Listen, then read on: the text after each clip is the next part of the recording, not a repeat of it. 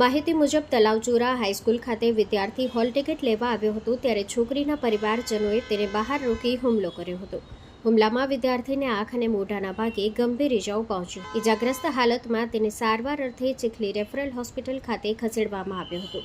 ઘટનાને પગલે તણાવ વધતા ઇજાગ્રસ્ત વિદ્યાર્થીના પરિવારજનોએ સગીરાના પિતા પર પણ હુમલો કર્યો. તેમને પણ ઇજાઓ થતાં હોસ્પિટલમાં સારવાર માટે ખસેડવામાં આવ્યા હતા. Story report by Sunil Navsari.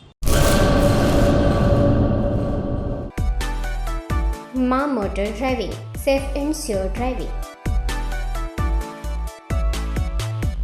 Driving એ શોખ સાથે આપની મોટી જવાબદારી પણ છે.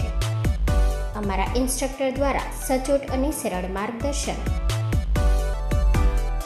આપની રોજની તાલીમની માહિતી મેળવીને શું અધુરાશ છે એના ઉપર પૂરું ફોકસ કરાય છે.